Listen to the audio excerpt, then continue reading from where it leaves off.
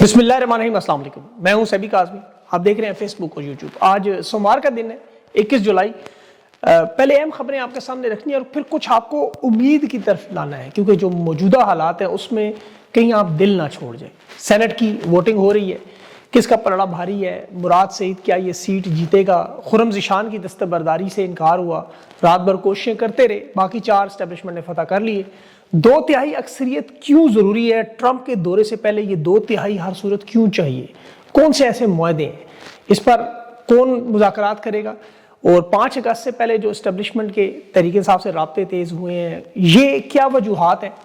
एक दफ़ा फिर क्यों ट्रक की बत्ती की तरफ आवाम को लगाया जा रहा है? और शहबाज शरीफ की काबीना पर अदालत में तौहीन अदालत की कार्रवाई भी लगाई। एक जज डट गया और गंडापुर का भी काउंटडाउन शुरू हो चुका है। अदालत का हुक्म आया। काबुल में जो बड़ी मुलाकातें हो रही हैं उसमें जो बड़ी प्लानिंग इसराइल के हवाले से अफगानिस्तान को शामिल करने की कोशिश है, जो खुफिया सफारतकारी है, उसका भी मैं आपको बताता हूँ। और जो 27 यूट्यूब चैनल बंद करने का 11 सितंबर तक फिलहाल रोक दिया गया है। और पाकिस्तान की तारीख में पहली मरतबा पुलिस का एहतजाज, लॉन्ग मार्च, मुख्तलिफ अजला के अहलकार सड़कों पर, और रूस का भी यूक्रेन पर ड्रोन से भी एक बहुत बड़ा हमला। लेकिन सबसे पहले सेनेट का मामला, बड़ी तेजी आई हुई है। आपको पता है तहरीक इंसाफ की लीडरशिप भरपूर ताउन कर रही है और उसकी वजह डोनाल्ड ट्रंप का पाकिस्तान का मुमकिन दौरा। अब इस दौरे में ज़ाहिर है हुकूमत को 2/3 अक्सरियत हर सूरत चाहिए। ये कोई बड़ा वफाकी मुआहदा नहीं कर सकते डोनाल्ड ट्रंप के साथ जब तक इनके पास ये अक्सरियत नहीं होगी। और ये सारा मैदान अपने हक में इसीलिए करना चाहते हैं, इस पूरे निज़ाम को अपने हाथ में करना चाहते हैं। इस दौरे में आपको पता है बड़े मुआहदे होने हैं, बड़े फैसले होने हैं। और इससे पहले अभी अफगानिस्तान में आप देखें, पहले डिप्टी वज़ीर आज़म इसहाक डार गया, मोहसिन नकवी गया, फील्ड मार्शल इंडोनेशिया से मुलाकातें जो हुई, बहरीन से हुई, अरब अमारात से, तुर्की से, ये सब दर पर्दा इसराइल के लिए जो सफारतकारी का मामला है वो चल रहा है। इसराइल को ये तस्लीम करना चाहते हैं, अब्राहम अलायंस में जाना चाहते हैं। ये मुआहदा हुआ तो डोनाल्ड ट्रंप को प्लेट में रख के सारी चीज़ें पेश की जाएंगी जब उसका मुमकिन दौरा हुआ कि देखें इसराइल को तस्लीम करने के लिए तैयार है, बल्कि हमने तो आपके लिए सफारतकारी की, अफगानिस्तान को तैयार किया, उन्हें भी माली मराहत। उसमें आप जनरल हमीद गुल का एक बयान देखें कि जब वो सोवियत यूनियन की जंग जीते तो अमेरिका ने पूछा तुम लोग कैसे जीत गए, हम यहाँ लड़ते रहे। उन्होंने कहा आप लोग टैंक लेकर आते थे, हम लोग आपके दिए वो डॉलर लेकर गए। तो अफगानिस्तान के साथ ये मामलात इसी तरह तय करना चाहते हैं, कुछ दो कुछ लो, इसराइल को तस्लीम करो, बदले में अफगानिस्तान को भी तस्लीम किया जाए, दुनिया उनको भी मान ले।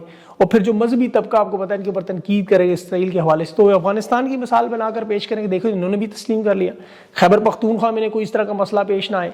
तो ये इस दौरान खैबर पख्तूनख्वा के जो मादनी ज़खायर है, असल जो मामला है, जो खरबों का मामला है, क्रिप्टो करेंसी है, ये सारी जो डील्स हैं, इस निज़ाम को चलाने के लिए ज़्यादा से ज़्यादा वक्त हासिल करना और लूट मार करना, ज़िया-उल हक ने भी किया, मुशर्रफ ने किया, अयूब खान ने किया। तो ये उसी सिलसिले की एक कड़ी है। 2/3 अक्सरियत के लिए इसलिए दीवाने हुए हैं, जिसके लिए भरपूर ताकत का मुजाहरा। देखिए खैबर पख्तूनख्वा की हुकूमत को, तहरीक इंसाफ की लीडरशिप को 27वीं तरमीम के लिए 2/3 के लिए ने खुद तैयार किया। एक तीर से 3 शिकार। एक तरफ तहरीक इंसाफ की क़यादत को अवाम के सामने एक्सपोज करें, कॉम्प्रोमाइज़ लोगों को गंदा भी करें, साथ उन्हें 2/3 अक्सरियत भी हासिल करें, और खान की जो लीडरशिप उसे डिस्क्रेडिट करें। अब देखिए 5 अगस्त का एहतजाजी तहरीक का मामला है, उसमें भी डेंट डालने की कोशिश करेंगे, लेकिन ये उसमें कामयाब नहीं हो सकते। मैं आपको उसकी बहुत बड़ी वजह बताता हूँ। ये जब तक इमरान खान को किसी सूरत में काबू नहीं कर सकते, ये नाकाम रहेंगे, क्योंकि खान डट के खड़ा है। देखिए फॉर्म 47 की हुकूमत तो बनी हुई है, इलेक्शन भी चोरी हो चुके हैं, पार्टी भी तोड़ी जा चुकी है, गद्दार कॉम्प्रोमाइज़ भी शामिल है, सेनेट भी जीतेंगे तो कौन सी क़यामत आ जाएगी। खान ने जो बयान दिया था ना कि मैं फरिश्ते कहाँ से लाऊं, तो ये आपके सामने आज वो मामलात नज़र आ रहे हैं।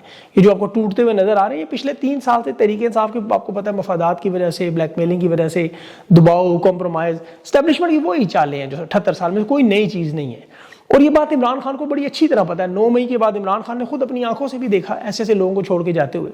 तो कौम के लिए इमरान खान उम्मीद की किरण है, जो डियाला जेल में बैठा। तो ये जो वक्ती शिकस्तें, इन्हें आप दिल पे ना लीजिएगा। मैं आपको दीन से एक ऐसी मिसाल देता हूँ, आप समझ आ जाएगी आपको, ग़ज़वा ओहद की। और ये अल्लाह ने दी हुई है ताकि हम सबक सीखें। देखिए मुसलमान ग़ज़वा बदर में बहुत अजीमुल शान फतह हासिल कर चुके थे, जैसे आप इलेक्शन भी जीत चुके हैं पाकिस्तान में।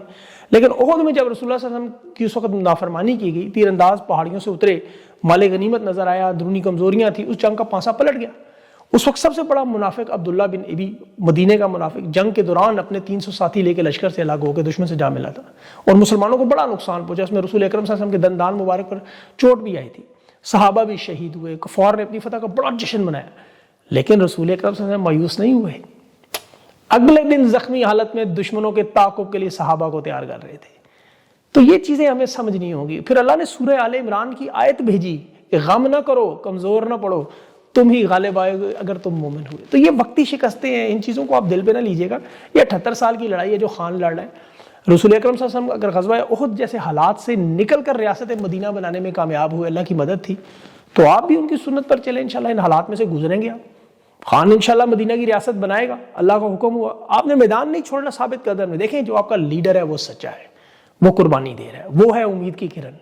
آپ کا اگر لیڈر کمپرومائز ہو جائے نا، اگر وہ نواز شریف کی طرح پارٹی کو چھوڑ کے چلا جائے، زرداری کی طرح چلا جائے، بے نظیر بھٹو کی طرح چلا جائے، الطاف حسین یا باقی تمام رہنماؤں کی طرح، تو پھر آپ بھی ہو جائے۔ یہ لیڈرشپ، یہ جو لوگ ہیں یہ تو کچھ، یہ کھمبے، انہیں تو آپ خود کھمبا کہتے ہیں، یہ تو آپ کے الیکشنوں سے جیتے ہوئے، تو آپ نے صرف آخری بال تک، آخری سانس تک یہ حقیقی معنوں میں جہاد کرنا ہے۔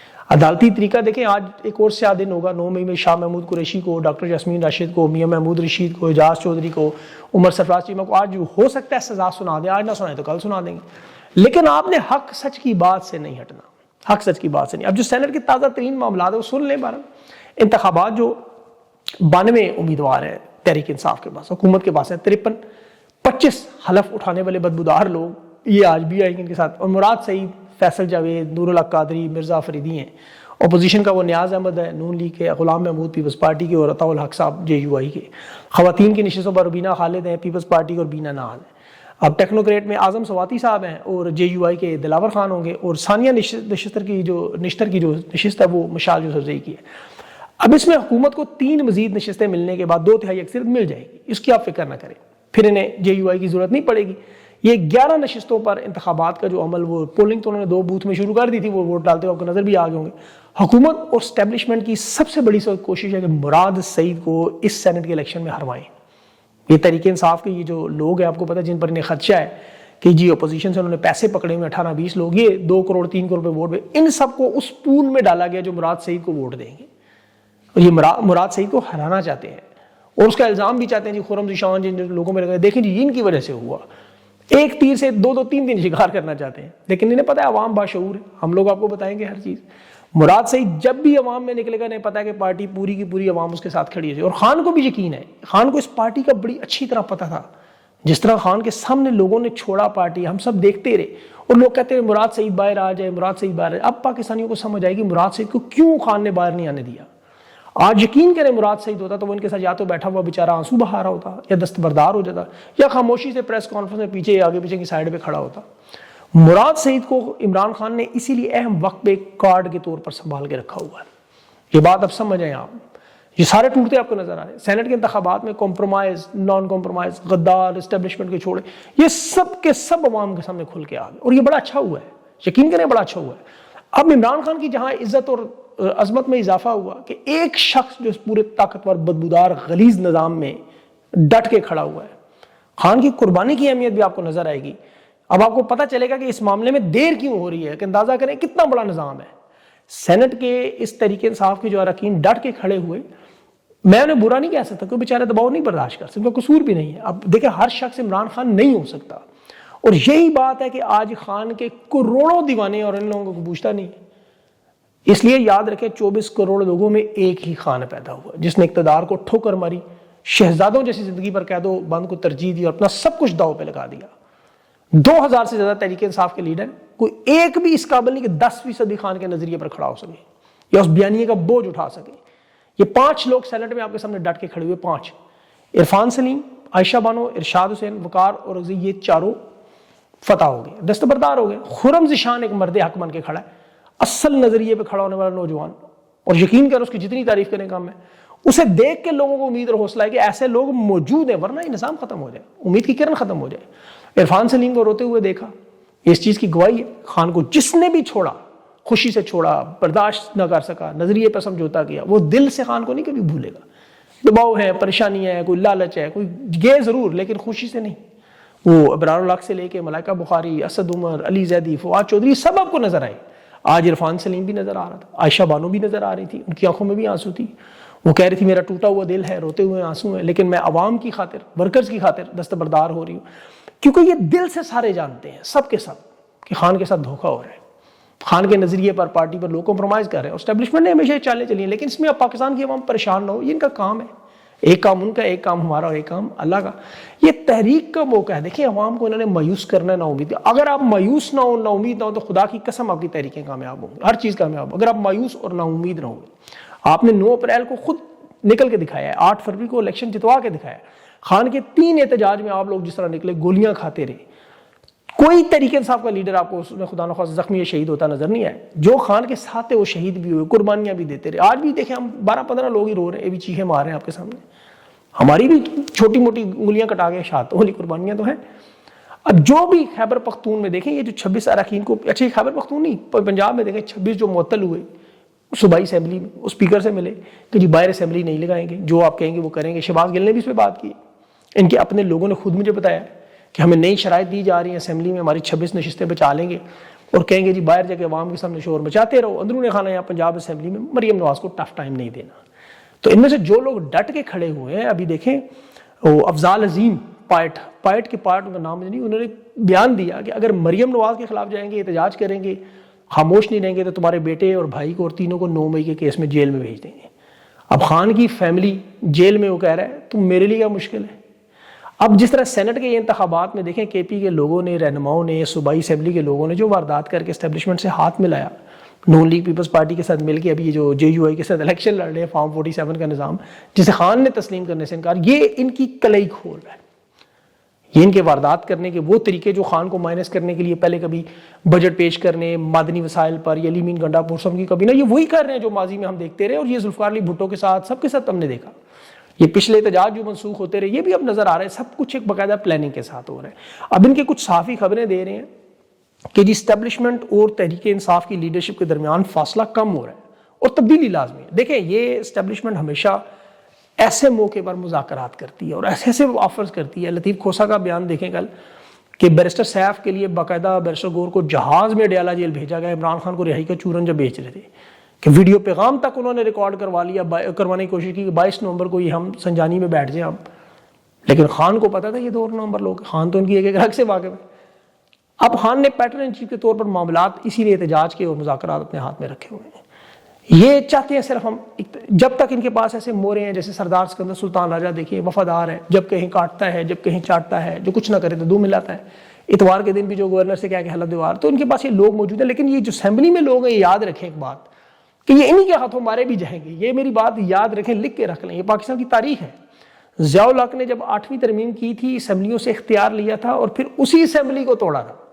تو یہ لازمی ریورسل ہوگا. یہی لوگ آپ کو چیخیں مارتے ہوئے بھی نظر آئیں گے. تو پاکستان کی قوم اپنا حوصلہ نہ ہارے. عدلیہ کا دیکھیں بدبودار شرمناک فیصلے اور کردار تو ہم جانتے ہیں، جو نون لیگ کے لیے اسٹیبلشمنٹ کے لیے رات کو 12 بجے عدالتیں کھول کے فیصلے کرتے رہے، اور آج تک جو مخصوص نشستوں تک، سپریم کورٹ تک، ہائی کورٹ تک جو کچھ ہو رہا ہے، سرفراز ڈوگر کی عدالت ہو یا امین الدین کی، سب آپ جانتے ہیں. لیکن کچھ ایسے جج بھی ہیں جو آئین اور پاکستان پر، جن کی وجہ سے ہمیں یہ امید نظر آتی ہے، یہ اگر لوگ اس سسٹم سے نکل گئے تو پھر آپ یقین کریں ہم کہیں گے سسٹم کلیپس ہو گیا. یہ چند جج اس میں سردار اعجاز اسحاق جیسے لوگ موجود ہیں. آپ کو پتہ ہے، یا وہ 5 جج جنہوں نے خفیہ اداروں کے مداخلت پہ خط لکھا. سپریم کورٹ میں دیکھیں 2 بڑے تگڑے جج جو جسٹس عقیل عباسی ہیں، جسٹس عائشہ نہیں، انہوں نے مخصوص نشستوں پر دستخط کیے. اب یہ جو سردار اعجاز اسحاق کا کیس تھا، عافیہ صدیقی کا بڑا مشہور کیس ہے، آپ کو پتہ ہے، وہ فیصلہ ہونا تھا، انہوں نے کہی چھٹیاں شروع ہوئی، کاز لسٹ پہ لگائی نہیں. سردار اسحاق نے ڈوگر کا حکم نہیں مانا اور کہا نہیں یہ کیس لگے گا، آج ہی شروع ہوگا. پاکستان کی بیٹی ہے، چھٹی کے دن بیٹھ کے اس کا فیصلہ کروں گا، سنوں گا کیس. اور یہ نے بڑی تکلیف تھی، امریکہ سے کیس ہے، یہ یاد رکھیں، بڑا ہائی لیول معاملہ ہے یہ. سردار اعجاز اسحاق پر بڑا دباؤ تو اس نے کیا، اور ساتھ ہی وزیر اعظم شہباز شریف اور وفاقی کابینہ کو توہین عدالت کے نوٹس بھی دے دیے. تو یہ دیکھیں ابھی جو کچھ قانون اور آئین کی وجہ سے ہو رہا ہے. بلوچستان کا یہ جو واقعہ آپ نے دیکھا، دلخراش واقعہ، یہ تو ایک نظر آ گیا نا. ہزاروں واقعات ہمیں نظر نہیں آتے. یہ جو ظلم اور بربریت ہے، یہ جو خاتون کو پسند کی شادی پر انہوں نے صفاقی کے ساتھ دن دہاڑے کیمروں کے سامنے، یہ اصل میں اسی آئین قانون اور یہ کمپنی کی لڑائی ہے جو قوم لڑ رہی ہے. جو لوگ بھی دیکھیں ان کی حمایت کر رہے ہیں وہ یاد رکھیں کہ جس طرح ربڑ کی ناک کو قانون کو موڑا جاتا ہے، جو حمایت کرے اس کے لیے وہ قانون بنا لیتا ہے. علی امین گنڈا پور کا کیس آپ دیکھیں ذرا، چونکہ وہ سینٹ کے انتخابات میں 2/3 اکثریت کے لیے حکومت کی مدد کر رہے ہیں. عدالت کا فیصلہ ان کی خدمات کی وجہ سے 8 سال پرانا کیس جو تھا کاز لسٹ میں ان کا 4تھے نمبر پہ تھا، یہ شراب والا اور اسلحے والا، اسے پہلے آخری نمبر پر لائے. 9 بجے وہ ختم ہوا، 9:30، پھر 11 بجے جج چیمبر کے اندر چلا گیا. پھر اس نے کہا جی وہ حاضری کی استثناء کی درخواست ڈالنی ہے، حالانکہ آج حکم سنانا تھا. آرڈر دے کے کلوز کرنا تھا، اس کا دعویٰ تھا، لیکن علی مین 27ویں ترمیم کی تیاری میں ہے، 9 سوالات ان سے پوچھے گئے. تو ویسے تو ایک بڑا عام معاملہ ہے، آپ کو تو بغیر لائسنس بندوق یا شراب رکھنا، یہ تو سارے شرابی ہیں، آپ کو پتہ ہے. دفعہ 345 کا بیان تھا، لیکن جس طرح وہ فاروق کھوکھر صاحب ابھی جمعیت علماء اسلام میں شامل ہوئے اور اسلام اب فروغ پائے گا، تو کیونکہ CTD اس میں آ رہے تھے، سارے کیسز ایسے ہی ختم. تو اسی طرح یہ 9 مئی کا معاملہ ہو، جو بھی معاملہ ہو، اس میں قانون آپ کے سامنے ہے. مرزا فریدی صاحب پہ سینٹ کے ٹکٹ کا جن میں الزام ہے وہ غیر مذمت میں نے کی، مذمت تو خان نے بھی کی. طریق انصاف کا بیانیہ اسے سینیٹر بنایا، حالانکہ انہیں پتہ ہے اچھی طرح کہ 9 مئی پر اصل معاملہ کیا ہے. جو کھڑے ہیں وہ آج سے سنا دیں گے، آج یا کل. تو میں وہ ایک تصویر دیکھ رہا تھا گدھے والی، جس میں گدھا اور مالک اس کا جا رہا تھا، ڈوبے ہوئے تھے دونوں پانی میں، دونوں بضد تھے کہ نکلنا ہے، آگے ہی جانا ہے. حالات ایسے ہی ہیں ان کے لیے کہ یہ ڈوبے ہوئے سر سے پاؤں تک، یقین کریں. امن و امان دیکھ لیں، صوبوں کے حالات دیکھ لیں، معیشت کی تباہی دیکھ لیں، پاکستانیوں کی حالت دیکھ لیں، جس چیز کو ہاتھ لگائیں وہ آپ کو نظر آتی ہے. ابھی آزاد کشمیر کی پولیس فورس پہلی دفعہ تنخواہوں اور اپنے تحفظ کے لیے، انصاف کے لیے سڑکوں پر تمام اضلاع کے اہلکار اکٹھے ہو کے احتجاج کر رہے ہیں. پہلے یہ بلوچستان میں ہوتا رہا، پھر اسلام آباد میں ہم نے دیکھا، پھر یہ خیبر پختونخوا میں آپ دیکھتے رہے، لکی مروت بنو میں. اور یہ ایک وجہ ہے کہ معاملات ایسے لوگوں کے ہاتھ میں ہیں. وہ محسن نقوی کہتا ہے بلوچستان ایک ایسے چو کی مار ہے. یہ دن دہاڑے تصویریں آ رہی ہیں سامنے، FC اس کے ہاتھ میں دی جا رہی ہے. اندازہ کریں، جو کل ہی 5-6 ارب کا، میں 6.2 ارب کا میں نے PCB کا بتایا. تو پاکستان کے عوام دیکھیں حوصلہ نہ آ رہے. انشاءاللہ لڑائی لمبی ہے، لیکن اللہ نے چاہا جیت آپ کی ہوگی. قوموں کی زندگیوں میں یہ سارے معاملات آتے ہیں، وقتی شکستوں سے آپ نے کبھی حوصلہ نہیں ہارنا. آپ کا اصل فوکس خان کی رہائی کے لیے اپنے آپ کو مومنٹم دینا، لوگوں کو ڈیولپ کرنا، اور یہ انشاءاللہ اللہ نے چاہا تو ہوگا ضرور. اپنا خیال رکھیں، مجھے اجازت دیں، اللہ حافظ.